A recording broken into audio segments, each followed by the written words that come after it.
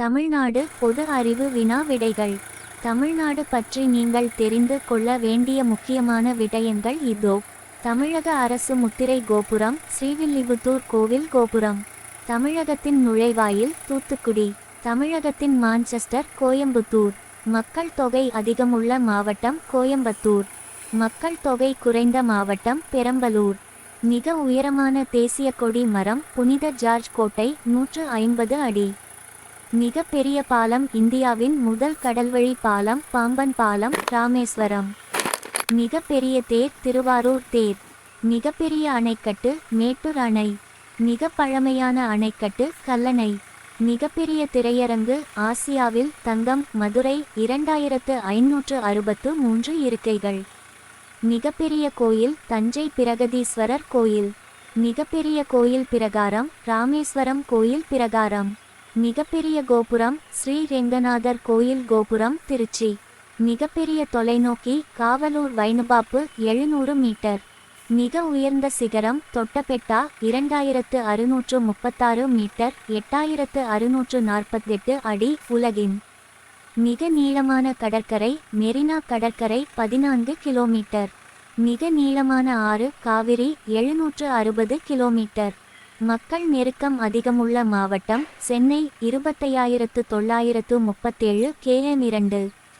மக்கள் நெருக்கம் குறைவாக உள்ள மாவட்டம் சிவகங்கை 286 km2. மலைவாசல் தலங்களின் ராணி உதகமண்டலம். கோயில் நகரம் மதுரை. தமிழ்நாட்டின் ஹாலந்து திண்டுக்கல் மலர் உற்பத்தி ஆசியாவில். மிகப்பெரிய பேருந்து நிலையம் கோயம்பேடு பேருந்து நிலையம். மிகப்பெரிய சிலை திருவள்ளுவர் சிலை 133 அடி. கல்வி. அடிப்படை பொது அறிவு தகவல்கள். அடிப்படை பொது அறிவு தகவல்கள். பங்களிப்பாளர்கள் Wikipedia user March 2, 2021. Vikas AI மூலம் உங்கள் வாசிப்பை மேம்படுத்துங்கள். நீண்ட வாசிப்பை தவிர்க்கவும். விகாஸ் AI வழங்கும் சுருக்கமான சுருக்கத்திற்கு தகவலை சுருக்கவும் என்பதை கிளிக் செய்யவும். தகவலின் சாராம்சம். அடிப்படை பொது அறிவு தகவல்கள். உளவியல். அடிப்படை பொது அறிவு தகவல்கள். 1. நாம் கவனம் செலுத்தும் பொருளினின்றும் நம் கவனத்தை வேறு பக்கம் இழுத்து இடையூறு செய்பவை கவனச்சிதைவு ஆகும். 2. நம் நினைவில் என்றும் தங்கும் வகையில் லாரிகளின் பின்புறத்தில் பொதுவாக எழுதப்பட்டிருக்கும் ஒலி எழுப்புக என்பதற்கு பதில் ஒலி எனக்கு சவுண்ட் டு மீ. 3. கவனம் புலன் காட்சிகள் அடிப்படையாகும். 4. கவனித்தல் நமது மன வாழ்க்கையுடன் எப்போதும் இணைந்து காணப்படுகிறது. 5. ஒருவனுடைய கற்கும் திறன் உடல் வளர்ச்சிகள் ஒட்டியே அமைகிறது. 6. வளர்ச்சியினை குறிக்கும் நடத்தைகளும் செயல்களும் வளர்ச்சிசார் செயல்கள் ஹெலிகாப்டர் என்பவரால் வர்ணிக்கப்பட்டது. 7. முதிர்ச்சியடைந்த ஒருவனின் கவனம் 7 இருக்கும். 8. கவன மாற்றம் என்பது தொடர்ந்து ஒரு பொருளின் மீது 10 வினாடிகளுக்கு மேல் நாம் கவனம் செலுத்த முடியாது. 9. சில சமயங்களில் நமது கவனத்தை கவரும் பொருள்களின் தன்மைகளை பொருள்கள் காரணிகள். 10. பிராட்பெண்ட் என்பவரது கோட்பாடு தற்கால செய்தி கோட்பாடுகள். 11. ADOLESENCE என்ற ஆங்கிலச் சொல்லின் அடிப்படை பொருள் என்ன? வளருதல். 12. ஒப்புடைமை விதி என்பது குழுவாக எண்ணுதல். 13. புலன்காட்சியை முறைப்படுத்தும் நியதிகள் எத்தனை? 5. 14. மனிதனின் புலன் உறுப்புகள் அறிவின் வாயில்கள். 15. உளவியல் என்பது நனவு நிலை பற்றியது. இதனை வலியுறுத்தியவர் வாட்சன். 16. உளவியல் என்பது மனது பற்றியது என்று கூறியவர் கான். 17. உளவியல் என்பது ஆன்மா பற்றியது அல்ல என்று கூறியவர் கான். 18. உளவியல் என்பது மனிதனின் நடத்தை மனித உறவு முறைகளை பற்றிய படிப்பாகும் என கூறியவர் E. ரோ. 19. எவ்வித கருவியும் இன்றி பிறருடைய நடத்தையை அறிந்து கொள்ள உதவும் முறை போட்டி முறை. 20. நாம் கோபத்தில் இருக்கும்போது நமது முகம் சிவப்பாகிறது. இந்த நடத்தையின் தன்மைகளை அறிய உதவும் முறை அக்நோக்கு முறை. 21. 2 குழந்தைகளில் ஒரு குழந்தை நன்கு தூங்கிய குழந்தை மற்றொன்று தூங்காத குழந்தை இவர்களின் கற்றலை ஒப்பிடுவதற்கு உதவும் முறை கட்டுப்படுத்தப்பட்ட உற்று நோக்கல் முறை. 22. வாக்கெடுப்பு எந்த உளவியல் முறையின் ஒரு வகை வினாவரிசை முறை. 23. பிறப்பிலிருந்து முதுமை வரைக்கும் ஒருவரது கற்றல் அனுபவங்களை விவரிப்பதுதான் கல்வி உளவியல் என்று கூறியவர் இ. க்ரோ. சி. டி. க்ரோ. 24. தேர்வு அடைவுச் சோதனையில் நுண்ணறிவின் பங்கை பற்றி ஆராய்வதற்காக உதவும் முறை பரிசோதனை முறை. 25. ஒரு நல்ல சமூக அமைப்புக்கான நுண்ணறிவின் பங்கை பற்றி ஆராய்வதற்காக உதவும் முறை பரிசோதனை முறை. 26. புலன் பயிற்சி கல்வி முறையை புகுத்தியவர் மாண்டிசோரி. 27. டோரனஸ் என்பவர் தந்துவவாதி. 28. தன்னிறைவு தேவை கொள்கையை எடுத்துரைத்தவர் மாஸ்லோ. 29. சாதனை ஊக்கக் கொள்கையை விரிவாக்கியவர் மெக்லீலாண்ட். 30. சமூக மனவியல் வல்லுனர் பாவ்லாவ். 31. முன்பருவ கல்வியுடன் தொடர்பில்லாதவர் ஜான் டுயி. 32. மாஸ்லோவின் தேவைகள் படி நிலைகளுள் முதல் படி எதை குறிக்கும் அடிப்படை தேவைகள். 33. மனநோயை ஹிப்னாடிசம் மூலம் குணப்படுத்தலாம் என்றவர் ஃப்ராய்டு. 34. முதன்முதலில் ஆர்வத்தின் நிலை என்னும் தத்துவத்தை அறிமுகப்படுத்தியவர் மெக்லிலாண்டு. 35. தேர்வுகள் எதற்காக என்ற எண்ணம் கொண்டவர் இ. எஸ். நீல். 36. குழப்பமான கோட்பாடுடைய புத்தி கூர்மை என்பதை தெரிவித்தவர் தார்ண்டைக். 37. சூழ்நிலை பற்றி ஆராய்ந்த மனநிலை ஆய்வாளர் டார்வின். 38. மனவெழுச்சி எழுவதற்கான காரணம் என்ன மனவெழுச்சி நீட்சி. 39. குழந்தை பருவத்திலும் முன் பிள்ளை பருவத்திலும் மனவெழுச்சிகளில் இருமுக போக்குதிசை தோன்றுகிறது. 40. சோபி என்பது என்ன ரூசோ அவர்களால் எழுதப்பட்ட எமிலி புத்தகத்தின் ஒரு பாத்திரம். 41. உட்காட்சி வழி கற்றலை உருவாக்கியவர் கோஹலர். 42. கோஹலரால் தனது பரிசோதனையில் பயன்படுத்தப்பட்ட குரங்கின் பெயர் சுல்தான். 43. ஆக்க நிலையுத்தல் மூலம் கற்றலை உருவாக்கியது பால்லாவ். 44.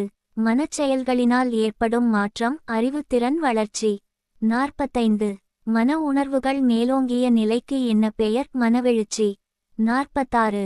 சிந்தித்தல் தீர்மானித்தல் போன்ற மனச்செயல்களின் மையமாக திகழ்வது பெருமூளை. 47. ஒரு குழந்தை தான் கண்கூடாக பார்த்து சிந்தித்து செயல்படும் நிலை அறிவு வளர்ச்சி திறனாகும் என பியாஜே குறிப்பிடுகின்றார். இது அறிவு வளர்ச்சியின் எத்தனையாவது நிலை 3ஆம் நிலை. 48. பிறந்த குழந்தையின் மனவெழுச்சி வளர்ச்சி இதனுடன் அதிகம் தொடர்புடையது உடல் தேவை. 49. அடிப்படை உளத்திறன்கள் கோட்பாடு என்ற நுண்ணறிவு கோட்பாட்டினை உருவாக்கியவர் யார் எல். தர்ஸ்டன். 50. தர்ஸ்டனின் நுண்ணறிவு கொள்கையில் உள்ள மனத்திறன்களின் எண்ணிக்கை எத்தனை 7. 51. நடத்தையை உற்று நோக்கல் பதிவு செய்தல் ஆய்வு செய்தல் பொதுமைப்படுத்துதல் போன்ற படிகளை கொண்ட உளவியல் முறை உற்றுநோக்கல் முறை. 52. மனவெழுச்சி என்பது உணர்ச்சி மேலோங்கிய நிலை. 53. புகழ்பெற்ற அமலா கமலா சகோதரிகளின் ஆய்வு எதை வலியுறுத்துகின்றது சூழ்நிலை. 54. ஒத்த இயல்பு ஒத்த இயல்பினை உருவாக்கும் என கூறியவர் மெண்டல். 55. ஒரு கரு இரட்டையர் சோதனை நிகழ்ந்த இடம் எது அயோவா. 56. உளவியல் என்பது மனிதனின் நடத்தை நடத்தையின் காரணங்கள் நிபந்தனைகள் ஆகியவற்றை பற்றி படிப்பதாகும் என கூறியவர் மக்டூகல். 57. தற்கால உளவியல் கோட்பாடு என்ன மனிதனின் நடத்தை கோலங்கள் பற்றியதாகும். 58. உளவியல் என்பது மனிதனின் நனவற்ற நிலையே என கூறியவர் சிக்மண்ட் ஃப்ராய்டு.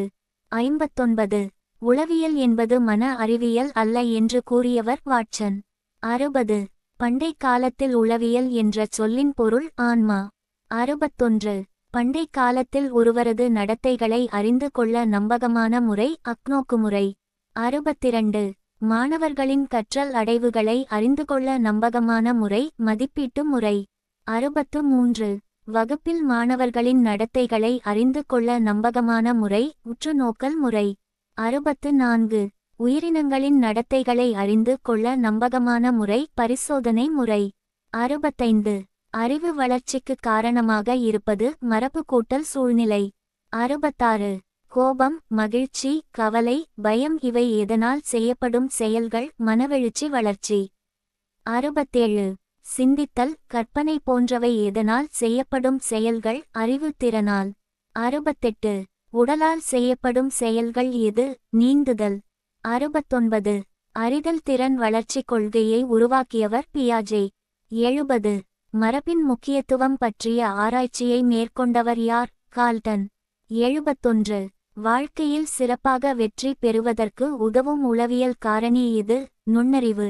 72. கற்றல் கற்பித்தல் நிகழ்வுகளை விவரிக்கும் உளவியல் பிரிவு எது? கல்வி உளவியல். 73. பிறரை பற்றி அறிந்து கொள்ள பயன்படும் உளவியல் முறை அக்நோக்கு முறை. 74. தர்க்கவியல் எந்த இயலின் ஒரு பகுதியாகும்? மெய்விளக்கவியல். 75. உன்னையே நீ அறிவாய் என கூறியவர் சாக்ரட்டீஸ். 76. உற்றுநோக்கலின் படிகள் 7. 77. உற்றுநோக்கலின் இறுதிப்படி நடத்திய ஆய்வு செய்தல். 78. வாழ்க்கைச் சம்பவ துணுக்கு முறை எந்த முறையுடன் அதிக தொடர்புடையது? உற்றுநோக்கல் முறை. 79. பரிசோதனை முறைக்கு வேறு பெயர் என்ன?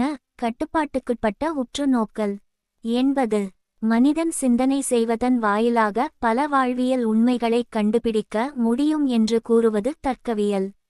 81. அனிச்சைச் செயல்கள் நிறைந்த பருவம் தொட்டுணரும் பருவம். 82. குற்றம் புரியும் இயல்பு பரம்பரை பண்பாகும் என கூறியவர் கார்ல் பியர்சன். 83. அடலசன்ஸ் எனப்படும் சொல் எந்த மொழிச்சொல்? இலத்தீன் மொழிச்சொல். 84.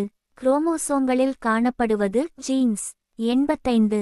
குழந்தைகளை நல்ல சூழலில் வளர்க்கும்போது நுண்ணறிவு ஈவு கூடியது என கூறியவர் லிப்டன். 86. திரிபுக் காட்சி அல்லது தவறான புலன்காட்சி ஏற்படுத்துவதற்கு காரணம் சூழ்நிலை. 87. ஒருவர் புளிய மரத்தின் மீது பேய்கள் நடமாடுவது போன்று எண்ணுதல் இல்பொருள் காட்சி. 88. புலன்காட்சி வழி முதலில் தோற்றுவித்த ஒரு பொருள் அன்றியே அப்பொருள் பற்றிய உணர்த்தலை மனபிம்பம் என்கிறோம். 89. பொதுமை கருத்து என்பதின் பொருள் என்ன? புத்தகம். 90. புருனரின் பொதுமை கருத்து உருவாகும் படிநிலை கோட்பாட்டு நிலைகள் எத்தனை? 3 நிலைகள். 91. ஜீன் பிலாகே என்பவர் எந்த நாட்டு அறிஞர்? சுவிட்சர்லாந்து. 92. புலன்களின்றும் மறைக்கப்பட்டவை மறக்கப்படுகின்றன. பிறந்து 10 மாதங்கள் சென்றபின் பொருள்களின் நிலைத்தனமை பற்றி குழந்தை அறிகிறது. 93. குழந்தைகளின் மொழி வளர்ச்சி தங்கள் தேவைகளை பிறருக்கு தெரிவிக்க பேச்சுக்கு முந்தைய நிலை. 94. கற்பனை பிம்பங்கள் அல்லது சாயல்களின் துணை கொண்டு திகழும் சிந்தனை கற்பனை. 95. ஒருவன் புலன்காட்சி வழியே அறிந்த ஒன்றன் பிரதியாக இருப்பின் யாது? மீள் ஆக்க கற்பனை. 96. நம் கற்பனையில் உதவி கொண்டு நாமே ஒரு சிறுகதை அல்லது கவிதையை படைத்தாலோ அது படைப்பு கற்பனை. 97. ஒரு இலக்கை அடைய முயலும் ஒருவனுக்கு அவ்விலக்கை அடைய முடியாதபடி அவனுக்கெதிரே சில தடைகள் குறுக்கிடுமானால் அது பிரச்சனை எனப்படும். 98. எரிக்கன் சமூகவியல்பு வளர்ச்சி படிநிலைகள் 8. 99. கற்றலின் முக்கிய காரணிகளில் ஒன்று கவர்ச்சி. 100. வெகுநாட்களாக நமது நினைவில் இருப்பவை பல்புலன் வழிக்கற்றல். கல்வியின் சிறப்பு. இன்றைய உலகின் இன்றியமையாத ஒன்றாக திகழ்வது யாதெனில் கல்வியே ஆகும். எந்தவொரு சமூகத்தினரும் இக்கல்வியை கற்பதிலிருந்து விலகிச் செல்வது இன்றைய நவீன உலகில் மிகவும் அரிதாக காணப்படுகிறது. ஏனெனில் கல்வியின் சிறப்பை அனைத்து சமூகங்களும் புரிந்துள்ளன. இதனால் தான் இன்று கல்வியானது மனிதனின் அத்தியாவசிய தேவையாக இருக்கிறது. கல்வியின் சிறப்பு பற்றி கூறும்போது கல்வி கற்றவன் எந்த இடத்திற்கு சென்றாலும் அவன் பிற சமூகத்தால் மதிக்கப்படுகின்றான். இதற்கு காரணம் அவன் கற்ற கல்வியே. கற்றவனுக்கு தனது நாடும் ஊருமே அல்லாமல் எந்த நாடும் ஊரும் தன்னுடைய ஊராகும். இப்படி கல்வி கற்றவனின் சிறப்பு இருக்க ஒருவன் தான் மரணிக்கும் வரை கல்வி கற்காமல் இருந்து தனது காலத்தை கழிப்பது மிகவும் சிரமமானதாகும். இதனையே திருவள்ளுவர் மிகவும் அழகாக வர்ணித்திருக்கிறார். நட்சத்திரக்குறி யாதானும் நாடு ஆமால் ஊர் ஆமால் என் ஒருவன் சாந்துணையும் கல்லாதவாறு என்று குறிப்பிடுகிறார். ஒருவன் தான் எவ்வளவு கல்வி கற்றாலும் அதனை செயல் வடிவில் தக்க வைத்துக் கொள்ள வேண்டும். அப்போதுதான் அவன் கற்ற கல்வியின் பயன் அவனுக்கு கிடைக்கும். இல்லாவிடில் அவன் கற்ற கல்வியின் பயன் ஒன்றும் இல்லாமல் போய்விடும். இதனையும் திருவள்ளுவர் தனது திருக்குறளின் கல்வி என்ற அதிகாரத்தின் 1வது குறளில் தெளிவாக கூறுகின்றார். நட்சத்திரக்குறி கற்க கசடர கற்பவை கற்றபின் நிற்க அதற்கு தக நட்சத்திரக்குறி என்று கூறுவதிலிருந்து நாம் விளங்கிக் கொள்ளலாம். எண் என்று சொல்லப்படுவதும் எழுத்து என்று சொல்லப்படுவதும் இவை இரண்டினையும் அறிந்தோர் சிறப்பு மிக்க மக்களின் உயிர்களுக்கு கண் என்று சொல்லப்படுவர். இந்த அளவிற்கு கல்வியின் சிறப்பு எடுத்துரைக்கப்படுகின்றது. நட்சத்திரக்குறி கண்ணுடையர் என்பவர் கற்றோர் முகத்து 2 புண்ணுடையர் கல்லாதவர். கற்றவரின் சிறப்பு பற்றி கூறும் போது ஒருவனின் முகத்திலுள்ள கண்ணானது கற்றவருக்குரிய அடையாளம் என்று சொல்லப்படுகிறது.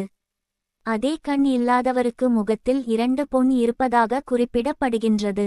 இதன் மூலம் கல்வியின் சிறப்பும் அதனை கற்றவனின் சிறப்பும் கூறப்படுகின்றது. கல்வி உடையவர் எல்லா மக்களிடமும் நன்றாக பழகிக் கொள்வதோடு மட்டுமல்லாமல் அவர்களுடன் சந்தோஷமாக சேர்ந்து வாழ்வதையே விரும்புவர். இவர்களை பிரிக்கின்ற போது இனி நாம் எப்போது மீண்டும் சேர்வோம் என்ற நினைவிலேயே பிரிகின்ற தன்மை கற்றவரிடம் இருக்கும் தன்மையாகும். மனிதன் ஆயுள் முழுவதும் கற்றுக்கொண்டே இருக்க வேண்டும். கற்க மறுப்பவன் வாழ மறுப்பவன் ஆகின்றான். நட்சத்திரக்குறி கல்விக்காக உயிர் கொடுத்தோர் என்றும் மரணிப்பதில்லை. மேற்கூறிய வாசகத்தை ஆராய்ந்த போது கற்றவனின் சிறப்பை காணலாம். அதாவது இக்கல்விக்காக உயிர் கொடுத்தோர் மரணிப்பதில்லை என்பது கல்வி கற்றவர் மரணித்து விடுவார், ஆனால் அவர் கற்பித்த கல்வி இந்த உலகம் அழியும் வரை இருந்தே ஆகும். இதனையே கல்விக்காக உயிர் கொடுத்தோர் மரணிப்பதில்லை என கூறப்படுகிறது. இதற்கு சிறந்த உதாரணம் 1400 வருடங்களுக்கு முன் கற்பித்த புனித இஸ்லாம் மார்க்கம் இன்று வரை நடைமுறைப்படுத்தப்படுகிறது. இதனை போதித்தவர் மரணித்து விட்டார். அவர் கற்பித்தவை இன்றும் நம்மத்தியில் காணப்படுவதை காணலாம். தான் இன்புறுவது உலகின் பிறர் கண்டு காமுறுவர் கற்றறிந்தார். ஒருவன் தான் கற்ற கல்வியின் இன்பத்தை உணர்ந்தானாயின் அவன் மீண்டும் கற்பதையே விரும்புவான். இது கல்வியின் பண்பாக கருதப்படுகிறது. மாந்தர் தம் கற்றனை தூறும் அறிவு என்பது வள்ளுவர் கண்ட வாழ்க்கை நெறியாகும். கல்வி மனித அடிப்படை உரிமைகளில் ஒன்று. அறிவியற் கல்வி, சமூக அறிவியற் கல்வி, அழகியல் கல்வி ஆகிய மூன்றும் வாழ்க்கைக்கு அவசியமானவை. ஒருவனுக்கு பெருமையையும் புகழையும் தரக்கூடிய செல்வம் கல்வி செல்வமே அன்றி வேறில்லை. கல்வி தொழிலுக்கு வழி காட்டுகிறது. கல்வி என்பது வாழ்க்கை வாழ்வதற்காக உதவும் கருவியாகும். அறிவியலும் சமூகமும் வாழ்நாள் முழுவதும் தொடரும் கருவியாகும். வாழ்க்கையின் நோக்கம் என்ன என்பதை இனங்கண்டு அதற்கேற்ப கற்க வேண்டும். வாழ்க்கையை நெறிப்படுத்தவும் மேம்படுத்தவும் கல்வியை பயன்படுத்த வேண்டும். கல்வி கற்றவரிடம் ஒழுக்கம், பண்பு, நேர்மை, நீதி இவைகள் அனைத்தும் ஒருங்கே அமைந்து காணப்படும். எனவே கல்வியானது ஒரு மனிதனின் முக்கிய தேவையாக இருக்கிறது. எந்தவொரு சமூகமும் கல்வி இல்லாமல் இருப்பது இக்காலத்தை பொறுத்த வரை மிகவும் தாழ்வாகவும் இழிவாகவும் கருதப்படும். எனவே இவ்வாறு பார்க்கும் போது கல்வியின் முக்கியத்துவத்தை அறிய முடிகின்றது. ஒருவன் கல்வி கற்றால் எவ்வாறு சமூகத்தில் மதிக்கப்படுகின்றான் என்பதை விளங்க முடியும். இவ்வாறு கல்வியை கற்று சமூகத்தில் சிறந்ததோர் பிரஜையாக வாழ கல்வி உதவுகின்றது. 46. தமிழகத்தின் நுழைவாயில். விடை தூத்துக்குடி. 47. தமிழகத்தின் மான்செஸ்டர். விடை கோயம்புத்தூர். 48. தமிழ்நாட்டின் மக்கள் தொகை அதிகமுள்ள மாவட்டம். விடை கோயம்புத்தூர். 49. தமிழ்நாட்டின் மக்கள் தொகை குறைந்த மாவட்டம். விடை பெரம்பலூர். 50. தமிழ்நாட்டின் மிக உயரமான தேசிய கொடி மரம். விடை புனித ஜார்ஜ் கோட்டை 150 அடி. 51. தமிழ்நாட்டின் மிகப்பெரிய திரையரங்கு ஆசியாவில். விடை தங்கம், மதுரை 2563 இருக்கைகள். 52. தமிழ்நாட்டின் மிகப்பெரிய தொலைநோக்கி. விடை காவலூர் வைனுபாப்பு 700 மீட்டர். 53. தமிழ்நாட்டின் மிக உயர்ந்த சிகரம். விடை தொட்டபெட்டா 2636 மீட்டர் 8648 அடி உலகின்.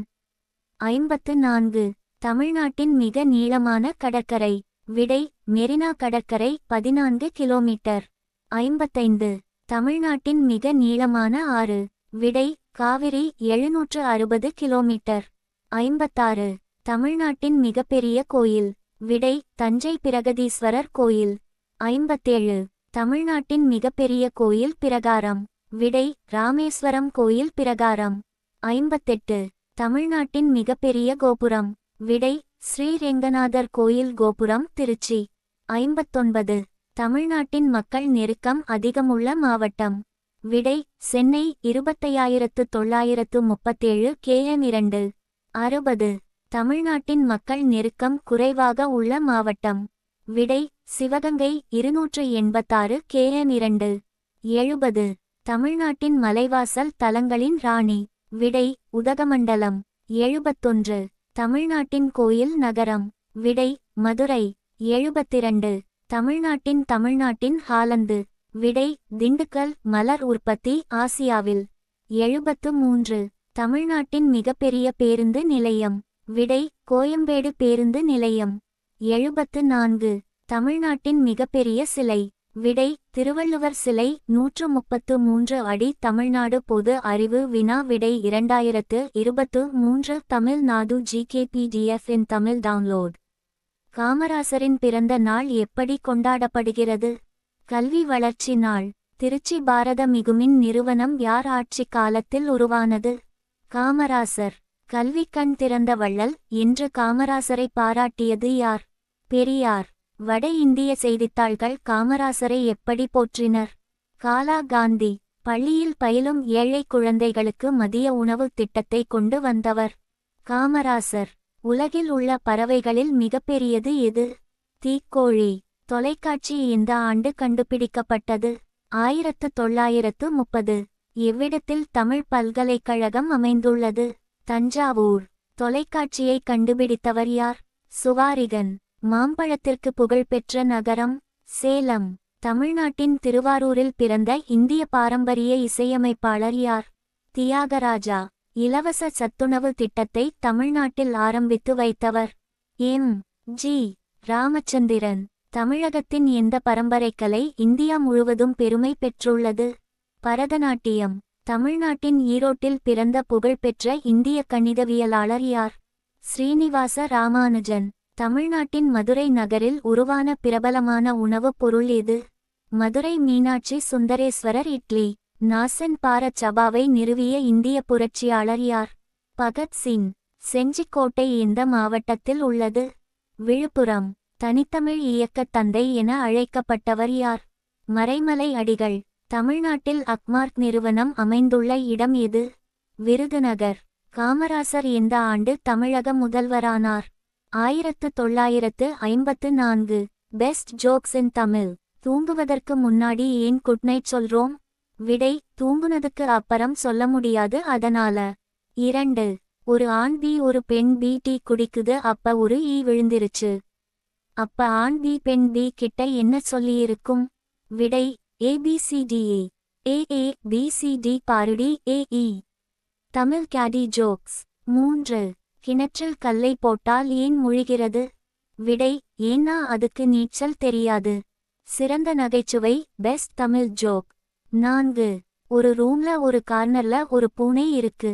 வலது மூலையில ஒரு எலி. இடது மூலையில ஒரு கப்பால். பூனையின் கண்ணு எதில் இருக்கும்? பூனையின் கண்ணு அதோட முகத்தில்தான் இருக்கும். மாணவர் நகைச்சுவை வகுப்பறை நகைச்சுவை jokes in Tamil for students. 5. ஆசிரியர் உலகிற்கு முக்கியம் சூரியனா சந்திரனா? மாணவன் சந்திரன்தான் சார். ஆசிரியர் எப்படி? மாணவன் சார் பகல்ல வெளிச்சம் இருக்கும்போதுதான் சூரியன் ஒளி கொடுக்குது. ஆனால் சந்திரன் ராத்திரில வெளிச்சம் இல்லாத போது ஒளி கொடுக்குதுல்ல. ஆசிரியர். குழந்தைகள் நகைச்சுவை. 6. டீச்சர் ஏன் லேட்? சிறுவன் வெளில ஒரு போர்டு போட்டிருந்தது அதான் லேட். டீச்சர் போர்டுக்கும் லேட்டா வர்றதுக்கும் என்ன சம்பந்தம்? சிறுவன் பள்ளிப்பகுதி மெதுவாகச் செல்லவும்னு போர்டு வச்சிருந்தாங்க.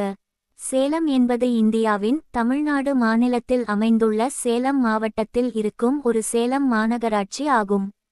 தமிழகத்தின் 5வது பெரிய நகரான சேலம் தமிழகத்தின் வட மத்திய பகுதியில் அமைந்துள்ளது. மழவர் நாட்டில் அமைந்துள்ள இவ்வூர் மாம்பழத்திற்கு பெயர் பெற்றது. சேலம் மாநகராட்சி பரந்து விரிந்த ஓர் பெருநகரம் ஆகும். தமிழகத்தின் சென்னை, கோயம்புத்தூர், மதுரை மற்றும் திருச்சிக்கு அடுத்த 5வது பெருநகரம் ஆகும்.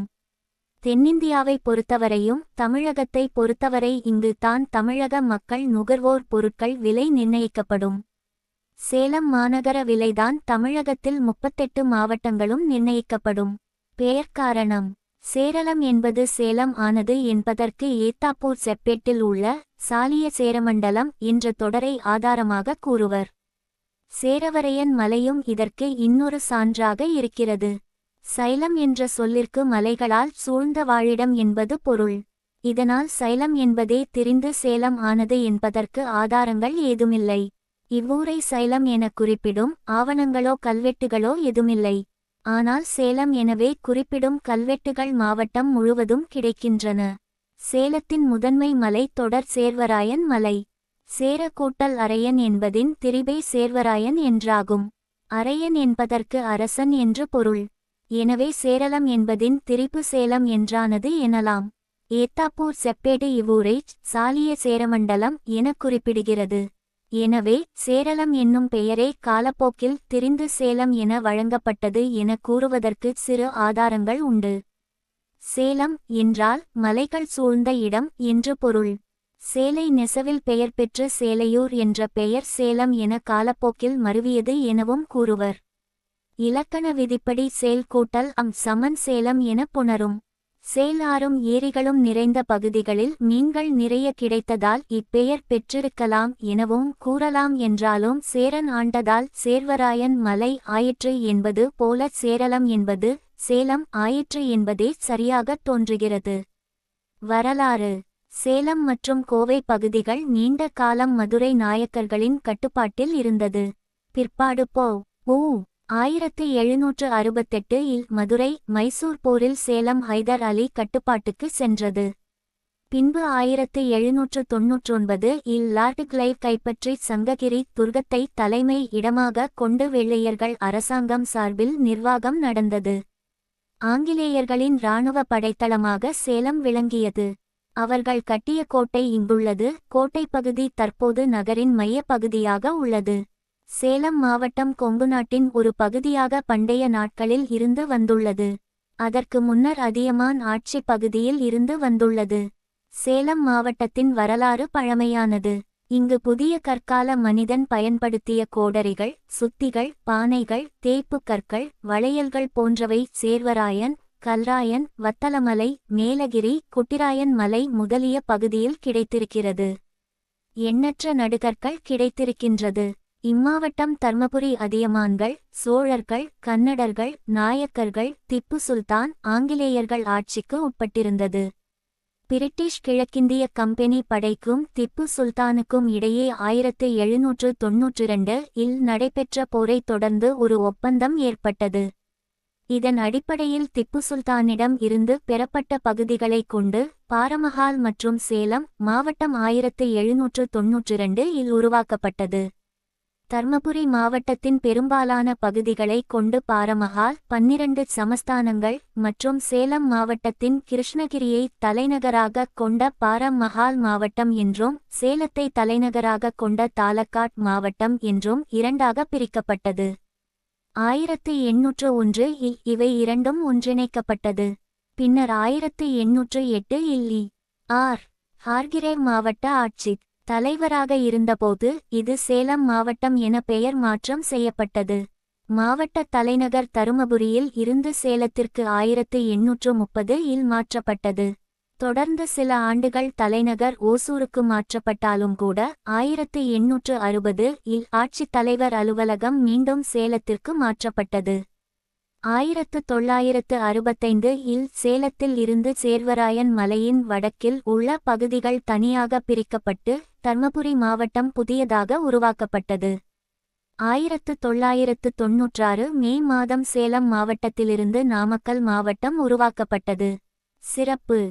கொங்கு மண்டலத்தின் கிழக்கு எல்லையில் அமைந்துள்ள சேலம் ஒரு வணிக நடுவம் ஆகும். சேலம் மல்கோவா வகை மாம்பழத்திற்கு பெயர் பெற்ற இடம். இதனால் இதனை மாங்கனி நகரம் என்றும் அழைப்பார்கள். புவியியல். இவ்வூரின் அமைவிடம் 11.65 பாகை எண் 78.17 பாகை ஆகும். 4 கடல் மட்டத்தில் இருந்து இவ்வூர் சராசரியாக 278 மீட்டர் 912 அடி உயரத்தில் இருக்கின்றது. சேர்வராயன் மலைத்தொடரில் உற்பத்தியாகும் திருமணிமுத்தாறு சேலம் நகரின் ஊடாக செல்கிறது. சேர்வராயன் மலைத்தொடரில் அமைந்துள்ள ஏற்காடு சேலத்திலிருந்து 35 கி.மீ. தொலைவில் அமைந்துள்ளது. நாமமலை, ஊத்துமலை, கஞ்சமலை, சாமியார் குன்று ஆகியவை சேலத்தை சுற்றி அமைந்த சில மலைகள். இந்திய 2011 மக்கள் தொகை கணக்கெடுப்பின்படி 8,29,267 மக்கள் இங்கு வசிக்கின்றார்கள். 2. இவர்களில் 51 விழுக்காடு ஆண்கள், 49 விழுக்காடு பெண்கள் ஆவார்கள். சேலம் மக்களின் சராசரி கல்வியறிவு 84.42 விழுக்காடு ஆகும். இதில் ஆண்களின் கல்வியறிவு 89.30 விழுக்காடு, பெண்களின் கல்வியறிவு 79.50 விழுக்காடு ஆகும். 2011ஆம் ஆண்டு மதவாரியான கணக்கெடுப்பின்படி சேலத்தில் இந்துக்கள் 89.79 விழுக்காடு, முஸ்லிம்கள் 7.48 விழுக்காடு, கிறிஸ்தவர்கள் 2.36 விழுக்காடு, சீக்கியர்கள் 0.02 விழுக்காடு, பௌத்தர்கள் 0.01 விழுக்காடு, சைனர்கள் 0.11 விழுக்காடு, 0.2 விழுக்காடு, பிற மதங்களை பின்பற்றுபவர்கள் மற்றும் சமயமில்லாதவர்கள் 0.02 விழுக்காடு பேர்களும் உள்ளனர். 2011இல் எடுக்கப்பட்ட மக்கள் தொகை கணக்கெடுப்பின் மதிப்பீடுகளின்படி மாநகர பகுதியின் மக்கள் தொகை 8,29,267 ஆகவும், கூட்டுநகர பகுதியின் மக்கள் தொகை 9,17,414 ஆகவும் உள்ளது. நகர சிறப்புகள். சேலம் ஸ்ரீ விஜயராகவாச்சாரியார் இம்மாநகரத்தை சேர்ந்தவர்கள். 1937இல் சேலம் மாவட்டத்தில் தான் முதலில் மதுவிலக்கு அமுலுக்கு வந்தது. இங்கு விளையும் மல்கோவா மாம்பழம் மிகவும் பிரசித்தி பெற்றது. தென்னிந்திய திரைத்துறையில் முதலில் தொழில்நுட்பங்களை கொண்டு வந்து உலகத்திலேயே 100 திரைப்படங்களுக்கு மேல் தயாரித்த சேலம் மாடர்ன் தியேட்டர்ஸ் நிறுவனம். சேலம் என்ற பெயரில் அமெரிக்காவிலும் இங்கிலாந்திலும் கூட நகரங்கள் உண்டு. கைத்தறி, வணிக நிலையங்கள் நிறைந்தது இவ்வூர். சேலம் நகரத்தில் வாணிக வளத்தை பெருக்கும் இடம் லீட்ஜார் என்னும் கடைவீதியிலுள்ள மொத்த வியாபார நிலையங்களாகிய பல்வேறு மண்டிகள். இந்நகரத்தில் வாரந்தோறும் செவ்வாய்க்கிழமையன்று நடைபெறுகின்ற வாரச்சந்தை வியாபாரம் மிகவும் பெரியதாகும். இந்த வாரச்சந்தைக்கு இம்மாவட்டத்திலிருந்தும் அடுத்த மாவட்டங்களிலிருந்தும் பொருட்களை விற்பதற்கும் வாங்குவதற்கும் ஏராளமான மக்கள் வந்து கூடுவார்கள். இந்தியாவிலேயே மிகவும் நீளமான பெரிய இரயில்வே நடைமேடை சேலம் சந்திப்பு நிலையத்தில் உள்ள நடைமேடை ஆகும். சான்று தேவை. சேலம் மாவட்ட அரசு அருங்காட்சியகம் ஓமலூர் சாலையில் அமைந்துள்ளது. சேலத்தை சுற்றி பார்க்கத்தக்க இடங்கள் 24 கி.மீ. தொலைவில் உள்ள தாரமங்கலம் அருள்மிகு கைலாசநாதர் கோவில் 5 கி.மீ. தொலைவில் உள்ள ஸ்ரீகுமரகிரி கோயில் 10 கி.மீ. தொலைவில் உள்ள கந்தராசிரமம், திப்பு சுல்தான் கட்டிய ஜாமா மஸ்ஜித், சேலம் ஸ்டீல் பிளான்டை அனுமதியுடன் பார்க்கலாம். 10 கி.மீ. தொலைவில் உள்ள குறும்பப்பட்டி உயிரியல் பூங்கா, இது சேர்வராயன் மலையடிவாரத்தில் அமைந்துள்ளது. சேர்வராயன் மலைத்தொடரில் அமைந்துள்ள ஏழைகளின் ஊட்டி எனப்படும் ஏற்காடு சேலத்திலிருந்து 35 கி.மீ. தொலைவில் அமைந்துள்ளது. நாமக்கல். சேலம் மாவட்டத்தின் சங்ககிரி சட்டமன்ற தொகுதி. சேலம், சேலம் மேற்கு, சேலம் தெற்கு, சேலம் வடக்கு, எடப்பாடி, ஓமலூர், வீரபாண்டி சட்டமன்ற தொகுதிகள். கள்ளக்குறிச்சி. சேலம் மாவட்டத்தின் ஆத்தூர், கெங்கவள்ளி, ஏற்காடு சட்டமன்ற தொகுதிகள். தர்மபுரி. சேலம் மாவட்டத்தின் மேட்டூர் சட்டமன்ற தொகுதி. சேலம் மட்டும் முழு தொகுதி, மற்றவை வேறு மாவட்ட பகுதி. ஆன்மீக தலங்கள். சேலம் மற்றும் அதன் சுற்று வட்டார பகுதிகளில் அதிக அளவில் கோவில்களை காணலாம். இங்கு உள்ள முக்கிய கோயில்கள் சில. சேலம் அருள்மிகு ராஜகணபதி திருக்கோயில், சேலம் அருள்மிகு சுகவனேஸ்வர் திருக்கோயில், சேலம் அழகிரி பெருமாள் கோயில், சேலம் கோட்டை மாரியம்மன் கோயில். இந்த கோவிலின் திருவிழா மாநகரின் முக்கிய திருவிழாவாகும். சேலம் செவ்வாய்ப்பேட்டை மாரியம்மன் கோவில், அன்னதானப்பட்டி மாரியம்மன் கோயில், சேலம் குகை மாரியம்மன் காளியம்மன் கோவில், சேலம் அம்மாப்பேட்டை மாரியம்மன் கோவில், சேலம் பழையூர் திரௌபதி அம்மன் கோவில், எல்லை பிடாரி அம்மன் கோயில், சேலம். சேலம் அம்மாப்பேட்டை அருள்மிகு செங்குந்தர் மாரியம்மன் திருக்கோயில், சேலம் அம்மாப்பேட்டை அருள்மிகு குமரகுரு சுப்பிரமணிய சுவாமி திருக்கோயில், சேலம் அருள்மிகு பாவடி செங்குந்தர் கல்யாண சுப்பிரமணிய சுவாமி திருக்கோயில்.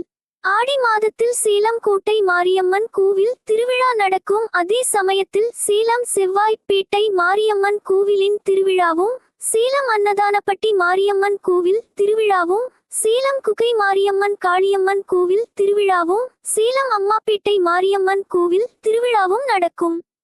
கந்தாசிரமம் சித்தர் கோவில். இது சித்தர்கள் கட்டிய கோவில் என்றும் இந்த கோவில் அமைந்து உள்ள கஞ்சமலையில் சித்தர்கள் இன்றும் வசிப்பதாக இப்பகுதி மக்கள் நம்புகிறார்கள். இங்கு ஊற்றுகளில் இருந்து வரும் தண்ணீரை உட்கொண்டால் பல நோய்கள் குணமாவதாக மக்கள் நம்புகின்றனர். ஊத்துமலை பால சுப்பிரமணியர் திருக்கோயில் சேலம். சேலத்தில் உள்ள ஆன்மீக தலங்களில் இதுவும் ஒன்று. இது சேலம் மாநகரத்தின் தெற்கு பகுதியில் அமைந்து உள்ளது. இங்கு அமைந்துள்ள முருகன் கோவில் புகழ் பெற்றது. மேலும் இங்கு சிவபெருமான், பெருமாள் மற்றும் சௌடேஸ்வரி அம்மன் கோவில்களும் அமைந்துள்ளன. இங்குள்ள கிணறுகள் எவ்வளவு நீர் இறைத்தாலும் வற்றாதவை. குமரகிரி தண்டாயுதபாணி திருக்கோயில், தாரமங்கலம் கைலாசநாதர் கோவில், மேச்சேரி பத்ரகாளியம்மன் கோயில், பீளூர் தாந்தோன்றீஸ்வரர் கோயில், நாமமலை ஸ்ரீனிவாச பெருமாள் கோயில், ஏற்காடு சேர்வராயன் சுவாமி கோயில், நாகலூர் லலிதா திரிபுர சுந்தரி கோயில், செவ்வாய்ப்பேட்டை பிரசன்ன வெங்கடாசலபதி கோயில், சேலம் காசி விசுவநாதர் கோயில், வடசென்னிமலை பாலசுப்பிரமணியர் கோயில், ஊத்துமலை பால சுப்பிரமணியர் கோயில், சாஸ்தா நகர் ஐயப்பன் திருக்கோயில் சேலம். அத்தனூர் அம்மன் கோவில் மல்லூரிலிருந்து நாமக்கல் செல்லும் வழியில் 5 கிமீ தொலைவில் உள்ளது. வேண்டியது கிடைக்கும் மகா சக்தி திருத்தலம். பல்கலைக்கழகம் பெரியார் பல்கலைக்கழகம் 1. பள்ளிகள் தொடக்க நிலை 1254, நடுநிலை 120, உயர்நிலை 103, மேல்நிலை 33. கல்லூரிகள் மருத்துவம் 3, பல் மருத்துவம் 2, பொறியியல் 19, தொழில்நுட்ப கல்லூரி 13, சட்டக் கல்லூரி 2, கலை மற்றும் அறிவியல் கல்லூரிகள் 23, தொழிற்சாலைகள் விவசாயம் சார்ந்தவை 125, காடு சார்ந்தவை 31, கனிமப் பொருள் 38, துணியாலைகள் 393, பொறியியல் 20, வேதிப்பொருள் 95, ஸ்டார்ச் 726, ஏனையவை 410. சுற்றுலா இடங்கள் ஏற்காடு மலைவாழிடம், கடல் மட்டத்திலிருந்து 5100 அடி உயரம், மேட்டூர் அணை, தாரமங்கலம் கோவில், சேலம் உருக்காலை, மேச்சேரி பத்ரகாளியம்மன் கோவில், சேலம் கந்தாசிரமம், குருவம்பட்டி உயிரியல் பூங்கா. இயற்கை வளம் இம்மாவட்டத்தில் பெரும்பகுதி செம்மண், களிமண் மற்றும் கரிசல்மண் வகையைச் சார்ந்தது. இங்கு காவிரியும் வெள்ளாறும் வசிட்ட நதியும் திருமணிமுத்தாறு இம்மாவட்டம் குறிஞ்சி திணையைச் சார்ந்தது. கல்வராயன், சீர்வராயன், நகரமலை, கஞ்சமலை, தீர்த்தலை, நைனாமலை, பச்சைமலை, கபிலமலை முதலியவை முக்கியமானவை. கனிமவளம் கஞ்சமலை, தீர்த்தலை ஆகிய மலையில் இரும்பு தாது உள்ளது. கஞ்சமலையில் உள்ள இரும்பு தாது எளிதில் வெட்டியெடுக்கும்படி அமைந்துள்ளது. இம்மலையில் சுமார் 45 கோடி டன் எடையுள்ள இரும்பு தாது உள்ளதாக கணக்கிடப்பட்டுள்ளது. சான்று தேவை அவற்றிலிருந்து எடுக்கக்கூடிய இரும்பு தாதுவின் அளவு 304 மில்லியன் டன் என்று கணக்கிடப்பட்டுள்ளது. சீர்வராயன் மலை பகுதியில் அலுமினியம் தயாரிப்பதற்கு அவசியமான பாக்சைட் என்ற தாது அதிக அளவில் கிடைக்கின்றது. வேளாண்மை ஆண்டு முழுவதும் இங்கு வேளாண்மை செய்யப்பட்டு வருகிறது. நெல், கரும்பு, வாழை, பருத்தி, சோளம், மாம்பழமும் இதை தவிர காப்பி, பாக்கு, நிலக்கடலை, வெற்றிலை, மரவள்ளி கிழங்கு, பழவகைகள் ஆகிய பயிர்கள் விளைவிக்கப்படுகின்றன. சான்று தேவை வசிட்ட நதியின் குறுக்கே 16 அணைகள் கட்டப்பட்டுள்ளன. இவற்றிலிருந்து வெட்டப்பட்டுள்ள கால்வாய்களின் மூலம் சுமார் 6000 ஏக்கர் நிலங்கள் நீர்ப்பாசனம் வசதி பெறுகின்றன. மேட்டூர் அணை கால்வாய் மூலம் ஓமலூர், சங்ககிரி வட்டங்கள் பயனடைகின்றன. சேலம் பொதுப்பணித்துறை மற்றும் பஞ்சாயத்து யூனியன் ஏரிகள் மொத்தம் 258 உள்ளன. இவ்வேரிகளால் மொத்தம் 23,500 ஏக்கர் நிலங்கள் நீர்ப்பாசன வசதி பெறுகின்றன. நெசவு தொழில் சேலம் மாவட்டத்தில் 2வது பெருந்தொழிலாக நெசவு தொழில் இருந்து வருகிறது. தமிழ்நாட்டிலேயே அதிகமான கைத்தறிகள் உள்ள மாவட்டம் சேலம் மாவட்டமாகும். சேலம் நகரிலும் புதுப்பாளையம், வெண்ணந்தூர், ஆட்டையாம்பட்டி, தாரமங்கலம் ஆகிய ஊர்களிலும் பருத்தி ஆடைகள் மிகுதியாக நெய்யப்படுகின்றன. சேலம், வெண்ணந்தூர் ஆகிய இடங்களிலும் ஜலகண்டபுரத்தில் இப்போது பவர்லூம் தறிகள் மிகுதியாக உள்ளன. சேலம் நகரத்தில் அம்மாப்பேட்டை பருத்தி ஆடை நெய்வதில் சிறந்து விளங்குகின்றன. அம்மாப்பேட்டை கூட்டுறவு சங்கம் புகழ்பெற்றது. சேலம் நகரிலும் சேலம் நகரத்தை சார்ந்த கொண்டலாம்பட்டி பகுதியிலும் பட்டாடைகள் நெய்யப்படுகின்றன. கால்நடை வளர்ப்பு தமிழ்நாட்டில் உள்ள கால்நடைகளில் 7% கால்நடைகள் சேலம் மாவட்டத்தில் வளர்க்கப்படுகின்றன. ஓமலூர் வட்டத்தில் உள்ள மேச்சேரியில் நல்ல தரமான ஆடுகள் வளர்க்கப்படுகின்றன. இவ்வாடுகளின் மாமிசமும் தூளும் தரத்தில் உயர்ந்தவை. இவ்வாடுகளின் தரத்தை உயர்த்த கோயமுத்தூரில் உள்ள தமிழ்நாடு விவசாய பல்கலைக்கழகம் அரசாங்க நிதி உதவியோடு செயல்படுகிறது. சேலம் மாவட்டத்தில் காங்கேயம் மாடுகள், நெல்லூர் பசுக்கள், ஊசூர் பசுக்கள், சிந்தி பசுக்கள் ஆகியவை அதிகளவில் வளர்க்கப்படுகின்றன. மேச்சேரியில் வாரந்தோறும் மாட்டுச் சந்தை கூடுகின்றது. தமிழ்நாடு பால்பண்ணை தொழில் வளர்ச்சிக் கழகம் சேலத்தில் பெரிய அளவில் பாலை பாதுகாக்க குளிர்பதன வசதி செய்து பல்வேறு இடங்களுக்கும் அனுப்புகிறது. சேலம் மாவட்ட தொழில் வளம்.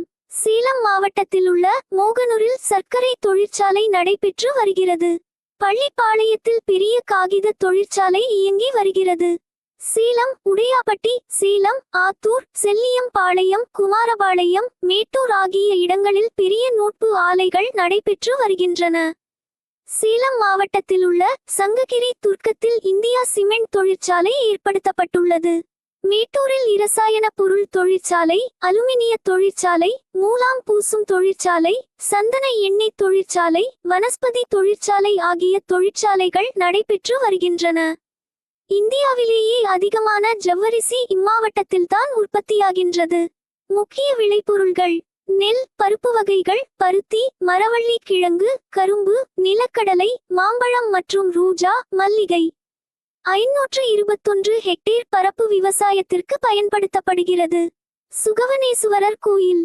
கல்வெட்டுக்களில் கிளிவண்ணமுடைய நாயனார், கிளிவன கோயில் பெருமான் அடிகள், கிளிவண்ண தேவர் என்னும் திருப்பெயர்கள் குறிக்கப்பட்டுள்ளன. இலக்கிய சான்றுகளை கொண்டு பார்க்கும்போது பொ. 7 முதல் 8 வரை ஆம் நூற்றாண்டுகளை சேர்ந்தது எனலாம்.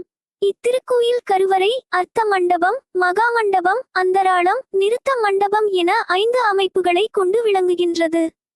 இக்கோயிலின் தென்பால் 63 வீற்றிருக்கின்றனர். இக்கோயிலின் தென்மேற்கு பிராகாரத்தில் கிழக்கு நோக்கியவாறு வலம்புரி விநாயகர் தனி திருச்சந்நிதி கொண்டு விளங்குகின்றார். வடமேற்கு பிராகாரத்தில் முருகப்பெருமான் தனி திருச்சந்நிதியில் எழுந்தருளி காட்சி தருகிறார். திருக்கோயிலின் மேற்கு மதிர் சுவரையொட்டி தென்பால் பஞ்சமுக லிங்கங்களையும் வடபால் சரசுவதி, கஜலட்சுமி ஆகியோரையும் கண்டு வழிபடலாம். இக்கோயிலின் கருவறையின் மேற்கு கோட்டத்தில் அண்ணாமலையாரையும், வடக்கு தேவகோட்டத்தில் காளியும், தெற்கு கோட்டத்தில் தட்சிணாமூர்த்தியும், வடபால் கோமுகத்தை ஒட்டி சண்டேசுவரர் சந்நிதியும் உள்ளன. பிற கோயில்களில் சேலம் கோட்டை மாரியம்மனும் தேரடி இராஜகணபதியும் சிறந்த வரப்பிரசாதிகள். மேட்டூர். சேலத்திலிருந்து 52 கி.மீ. தொலைவில் இவ்வூர் உள்ளது. இவ்வணையை கட்டியவர் ஜார்ஜ் என்னும் ஆங்கிலேயர். மேட்டூர் அணை இந்தியாவின் மிகப்பெரிய அணைகளுள் ஒன்றாகும். 2 மலைகளுக்கு இடையே காவிரியாற்றை தடுத்து குறுக்கே கட்டப்பட்ட அணையே மேட்டூர் அணையாகும். இந்த அணையின் மூலம் தஞ்சை, திருச்சி, சேலம், நாகை, திருவாரூர் மாவட்டங்களில் 2,71,000 ஏக்கர் நிலம் பாசன வசதி பெறுகிறது. மேட்டூர் அணையிலிருந்து ஓடிவரும் நீரை கொண்டு மின்சாரம் உற்பத்தி செய்யப்படுகிறது. இங்கு சுரங்க மின் நிலையம் அமைக்கப்பட்டுள்ளது.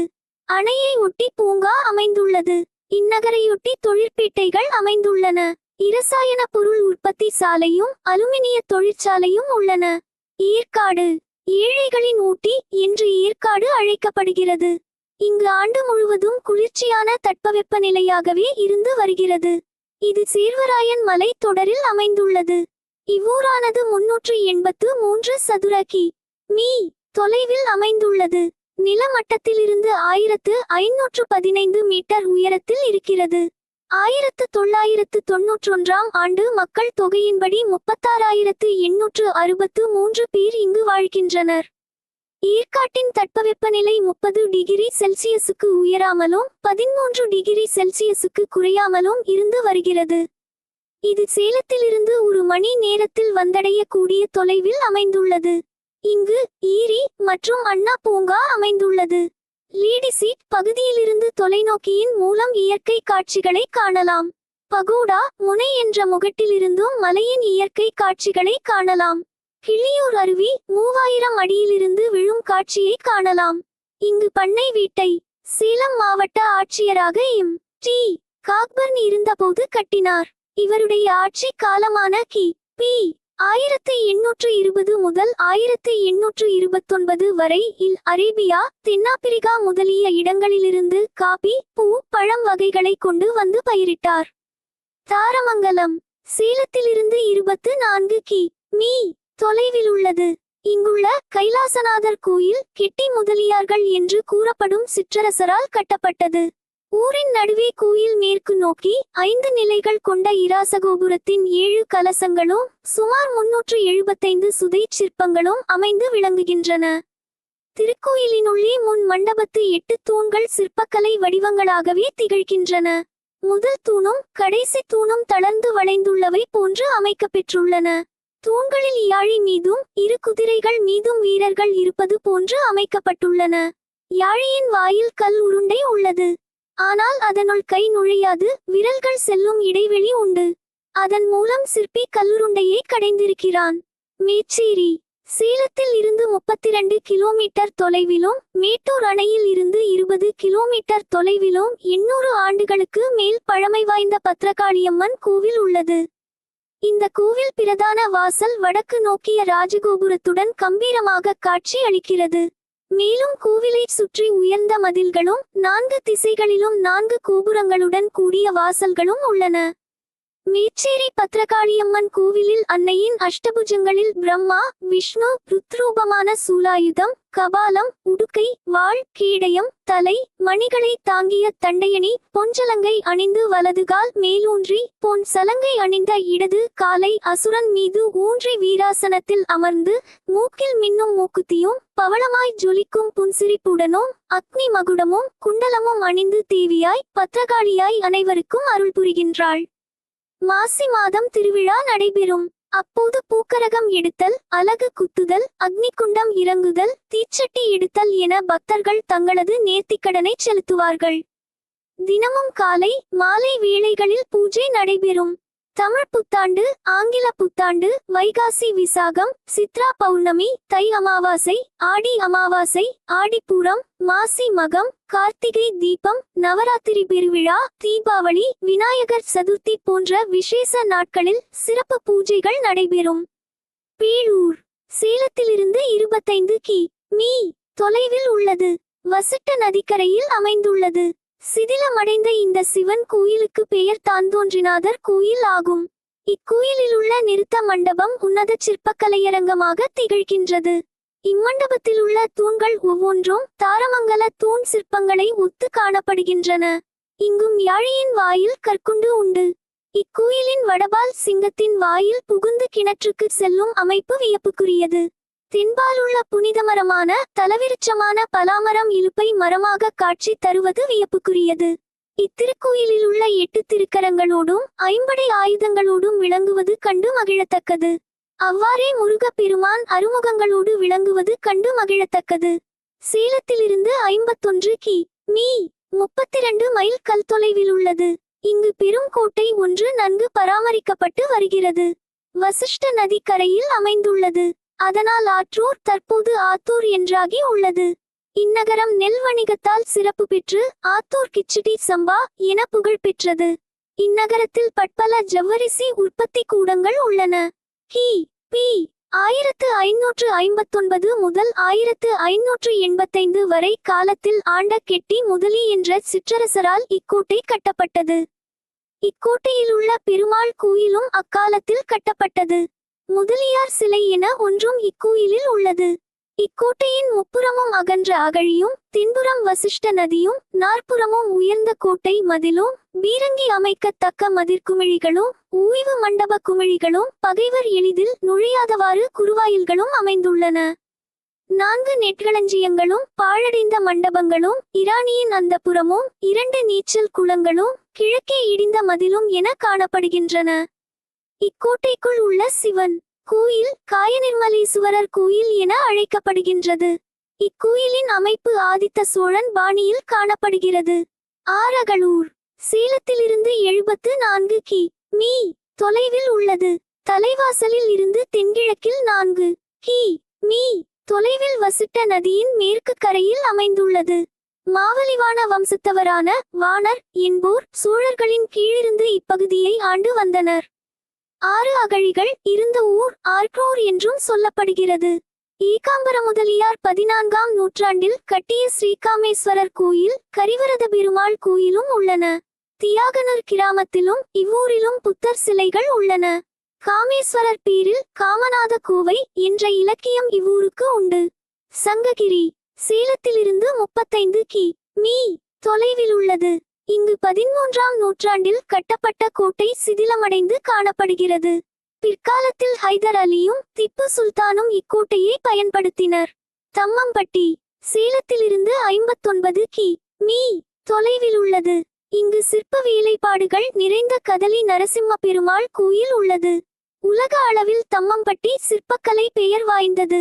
பிரிட்டன் பிரதமர் விரும்பி புகைத்த சுருட்டும் தம்மம்பட்டியுடையதாகும். சேலம் மாவட்டத்தில் ஆத்தூரை அடுத்த பெரிய நகரம் இதுவே. இளம்பிள்ளை இப்பகுதியானது கஞ்சமலை அடிவாரத்தில் அமைந்துள்ளது. இம்மலையில் பிரசித்தி பெற்ற சித்தர் கோவிலானது இளம்பிள்ளைக்கு அருகாமையில் அமைந்துள்ளது. இளம்பிள்ளை அபூர்வா பட்டு நெசவு தொழில் பிரபலமானது. விரைவில் வளர்ந்து வரும் தொழில் நகரங்களில் இதுவும் ஒன்றாக இருக்கிறது. இளம்பிள்ளை பேரூராட்சிக்கு கிழக்கில் சேலம் 20 கி.மீ. மேற்கில் தாரமங்கலம் 15 கி.மீ. வடக்கே ஓமலூர் 20 கி.மீ. தெற்கே சங்ககிரி 22 கி.மீ. மற்றும் இடங்கணசாலை 1 கி.மீ. தொலைவில் உள்ளது. போக்குவரத்து சாலை சேலம் மாநகரம் சாலை போக்குவரத்தின் முக்கிய சந்திப்பு ஆகும். 3 முக்கிய தேசிய நெடுஞ்சாலைகள் இங்கு கடக்கின்றன. தி.நி. எண் 7 கன்னியாகுமரி வாரணாசி. தி.நி. எண் 47 சேலம் கன்னியாகுமரி. தி.நி. எண் 68 சேலம் உளுந்தூர்பேட்டை. ஆகையால் சென்னை, கோவை, பெங்களூர், மதுரை, திருச்சி, கொச்சி, பாண்டிச்சேரி ஆகிய ஊர்களுக்கு இடையே ஆன போக்குவரத்துக்கு இது ஒரு முக்கிய சந்திப்பாகும். பேருந்து போக்குவரத்து தமிழகத்தில் மத்தியில் அமைந்துள்ள இந்நகரம் பெரும்பாலும் தமிழகம் மட்டுமின்றி கேரளம், கர்நாடகம், ஆந்திர பிரதேசம் ஆகிய மாநிலங்களுடன் போக்குவரத்து இணைக்கிறது. வழிசேருமிடமரூர், மார்க்கமரூர், திருப்பத்தூர், வேலூர், திருப்பதி, ஆரணி, செங்கம், திருவண்ணாமலை, காஞ்சிபுரம், வந்தவாசி, சென்னை செல்லும் பேருந்துகளாத்தூர், மார்க்கமாத்தூர், திருவண்ணாமலை, கள்ளக்குறிச்சி, விழுப்புரம், சென்னை, சின்னசேலம், புதுச்சேரி, கடலூர், விருத்தாசலம், சிதம்பரம், கும்பகோணம், மயிலாடுதுறை, நெய்வேலி, திட்டக்குடி, பெரம்பலூர், அரியலூர், ஜெயங்கொண்டம் செல்லும் பேருந்துகள் ராசிபுரம், மார்க்கம், ராசிபுரம், நாமக்கல், பரமத்தி, வேலூர், கரூர், துறையூர், திருச்சி, தஞ்சாவூர், கும்பகோணம், நாகப்பட்டினம், மன்னார்குடி, இராமநாதபுரம், மணப்பாறை, திருத்துறைப்பூண்டி, திருவாரூர், புதுக்கோட்டை, தேவக்கோட்டை, இராமேஸ்வரம், தூத்துக்குடி செல்லும் பேருந்துகள் திருச்செங்கோடு, மார்க்கம், திருச்செங்கோடு, பரமத்தி, வேலூர், கரூர், அரவக்குறிச்சி, திண்டுக்கல், பழனி, வத்தலகுண்டு, மதுரை, விருதுநகர், கோவில்பட்டி, திருநெல்வேலி, நாகர்கோவில், மார்த்தாண்டம் செல்லும் பேருந்துகள் சங்ககிரி, மார்க்கம், சங்ககிரி, ஈரோடு, திருச்செங்கோடு, திருப்பூர், கோயம்புத்தூர், பொள்ளாச்சி, பழனி, கொடைக்கானல் செல்லும் பேருந்துகள் பவானி, மார்க்கம், பவானி, மேட்டுப்பாளையம், உதகமண்டலம், கோயம்புத்தூர், திருச்சூர், பாலக்காடு மற்றும் கேரளா செல்லும் பேருந்துகள் எடப்பாடி, மார்க்கம், எடப்பாடி, மார்க்கம் செல்லும் பேருந்துகள் மேட்டூர், மார்க்கம், மேட்டூர், பென்னாகரம், ஒகேனக்கல், மகாதேஸ்வரன் மலை செல்லும் பேருந்துகள் ஏற்காடு, மார்க்கம், ஏற்காடு செல்லும் பேருந்துகள் தருமபுரி, மார்க்கம், தருமபுரி, கிருஷ்ணகிரி, ஊசூர், பெங்களூரு, பாலக்கோடு, குப்பம், கர்நாடக மற்றும் ஆந்திரா மாநில பகுதிகளுக்கு செல்லும் பேருந்துகள். தொடருந்து சேலத்தில் 3 தொடருந்து நிலையங்கள் உள்ளன. அவை சேலம் டவுன், சேலம் மார்க்கெட், சேலம் சந்திப்பு ஆகும். சேலம் டவுன் என்ற தொடருந்து நிறுத்தம் சேலம் மாவட்டத்தின் கிழக்கு வட்ட மக்களுக்கு பெரிதும் பயனாகிறது. சேலம் மார்க்கெட் என்ற தொடருந்து நிறுத்தம் இந்தியாவின் வெளிமாநில சரக்கு போக்குவரத்துக்கு பெரிதும் பயனாகிறது. சேலம் சந்திப்பானது சென்னை, கோவை மற்றும் கேரள மாநிலம் செல்லும் அனைத்து ரயில்களின் முக்கிய சந்திப்பு. 2007ஆம் ஆண்டு முதல் சேலத்தை தலைமையிடமாக கொண்டு தனி ரயில்வே கோட்டம் செயல்பட தொடங்கியது. பாலக்காடு கோட்டத்தில் இருந்த தமிழக ரயில்வே பகுதிகள் இப்பொழுது சேலம் ரயில்வே கோட்டத்தில் சேர்க்கப்பட்டுள்ளது. வானூர்தி நிலையம் சேலத்திலிருந்து 19 கி.மீ. தொலைவில் உள்ள கமலாபுரத்தில் வானூர்தி நிலையம் உள்ளது. மாவட்டத்தில் குறிப்பிடத்தக்கோர் சக்கரவர்த்தி இராசகோபாலாச்சாரி, சுதந்திர இந்தியாவின் முதல் கவர்னர் ஜெனரல். டாக்டர் சுப்பராயன் முன்னாள் அமைச்சர். மோகன் குமாரமங்கலம் அமைச்சர். சுதந்திர போராட்ட வீரர் மாம்பலக்கவிராயர். டாக்டர் குருபாதம் ராஜாஜி அமைச்சரவை உறுப்பினர். எஸ். பி. ராமசாமி சுதந்திரத்திற்கு முன் மத்திய அமைச்சர். இசையுலகில் புகழடைந்த நாமகிரிப்பேட்டை கிருஷ்ணன். இசையரசி சேலம் ஜெயலட்சுமி. முன்னாள் அமைச்சர் இராசாராம். புலவர் வரதனஞ்சப்ப பிள்ளை. இ. மாரியப்பன் முதலியார் முன்னாள் சட்டமன்ற உறுப்பினர், சுதந்திர போராட்ட வீரர், நெசவாளர்களின் காவலன். வி. ஆர். தனபால் சேலம் சட்டக்கல்லூரி. தியாகி நடேச முதலியார் சுதந்திர போராட்ட வீரர். ராமசாமி கவுண்டர் சேலம் வழக்கறிஞர். சேலம் சி. விஜயராகவாச்சாரியார். எடப்பாடி கி. பழனிசாமி தமிழகத்தின் முன்னாள் முதலமைச்சர். கலைமகள் இதழ் கி. வா. ஜெகநாதன். கவிஞர்கள் சி. மணி, உமாபதி, முருகுசுந்தரம். ஏற்காடு என்பது தமிழ்நாட்டின் சேலம் மாவட்டத்தில் அமைந்துள்ள கோடை வாழிட நகராகும். இது கிழக்கு தொடர்ச்சி மலைத்தொடரில் உள்ள சேர்வராயன் மலைத்தொடரில் அமைந்துள்ளது. ஏற்காடு வட்டத்தில் அமைந்த ஏற்காடு கடல் மட்டத்திலிருந்து 5326 அடி 1623 மீட்டர் உயரத்தில் உள்ளது. இதை ஏழைகளின் ஊட்டி என்றும் அழைப்பார்கள். ஏரிக்காடு என்பதே ஏற்காடு என்று மருவிவிட்டது. இது சேலத்திலிருந்து 36 கிலோமீட்டர் தொலைவில் அமைந்துள்ளது. சேலத்திலிருந்து ஏற்காடு செல்லும் மலைப்பாதையில் 20 கொண்டை ஊசி வளைவுகள் உள்ளன. 19ஆம் நூற்றாண்டில் சேலத்தில் தங்கியிருந்த ஆங்கிலேயர்கள் ஏற்காட்டை கண்டறிந்தார்கள். சேலம் மாவட்ட ஆட்சித்தலைவர் காக்பர்ன் இங்கு காப்பிச்செடி, ஆப்பிள் போன்ற பழ வகைகளை அறிமுகப்படுத்தினார். ஏழைகளின் ஊட்டி என்றழைக்கப்படும் ஏற்காடு நடுத்தர வர்க்க மக்களுக்கு ஒரு சொர்க்கமாகும். மரங்களின் நிழலும் தென்றலின் சுகமும் வெயிலின் தாக்கத்தையும் மறைத்துவிடும் சூழல் கொண்ட ஏற்காட்டிற்கு வரும் சுற்றுலா பயணிகளின் எண்ணிக்கை அதிகமாக உள்ளது. சுமார் 383 சதுர கிலோமீட்டர் கொண்ட ஏற்காட்டில் இயற்கை எழில் மிகுந்த குன்றும் அதையொட்டி அமைந்துள்ள ஏரியும் சுற்றுலா பயணிகளை கவர்ந்திழுக்கும் வகையில் உள்ளது. மேலும் இங்கு சிறுவர்கள் விளையாடி மகிழ பூங்காக்களும் இடம் பெற்றுள்ளன. இங்குள்ள கிளியூர் அருவியில் குளித்து மகிழலாம். ஏற்காடு ஏரி நிரம்பினால் இந்த அருவியில் தண்ணீர் கொட்டும். கடல் மட்டத்தில் இருந்து சுமார் 5342 அடி உயரத்தில் உள்ள மலைக்கோவில் மிகவும் பழமையான புகழ்பெற்ற கோயிலாகும். இங்குள்ள பக்கோடா முனை எனுமிடத்திலிருந்து பார்த்தால் கீழுள்ள பகுதி மிக அழகுடன் காட்சியளிக்கிறது. மிக குறைந்த செலவில் பயணம் மேற்கொண்டு நிறைந்த மகிழ்ச்சியை பெறலாம் என்பது சுற்றுலா பயணிகளின் எண்ணம். காலநிலை: குளிர்காலம் செப்டம்பர் மாதம் தொடங்கி ஜனவரி மாதங்களில் முடிவுக்கு வரும். குளிர்காலத்தில் மலைகள் மூடுபனி படர்ந்திருக்கும். குளிர்காலத்தில் வெப்பநிலை 12 பாகை செல்சியஸ் முதல் 24 பாகை செல்சியஸ் மற்றும் கோடை காலத்தில் 16 பாகை செல்சியஸ் முதல் 30 பாகை செல்சியஸ் இருக்கும். சராசரி மழை அளவு 1500 முதல் 2000 வரை மிமி ஆகும். விவசாயம்: முக்கிய வருமான ஆதாரமாக காப்பிச்செடி தோட்டங்கள் உள்ளன. 1820ஆம் ஆண்டு திரு எம். டி. காக்பர்ன் என்பவரால் காபி செடி ஆப்பிரிக்காவில் இருந்து கொண்டுவரப்பட்டு ரேஞ்ச் எஸ்டேட்டில் நடவு செய்யப்பட்டது. பலா, நட்சத்திர ஆப்பிள், அத்தி, நீர் ஆப்பிள், பீரி, வாழை, ஆரஞ்சு, குய்யா, கருப்பு மிளகு, ஏலக்காய் போன்றவை ஏற்காட்டில் விளைகின்றன. சந்தனம், தேக்கு மற்றும் சில்வர் ஓக் ஏராளமாக உள்ளன. தாவரங்கள் மற்றும் விலங்கினங்கள்: தேசிய தாவரவியல் பூங்கா ஏற்காட்டில் அமைந்துள்ளது. மொத்த பரப்பளவு 18.4 ஹெக்டேர் ஆகும். இந்த தாவரவியல் பூங்காவில் 3000 வகையான மரங்களும் 1800 வகையான செடிகளும் உள்ளன.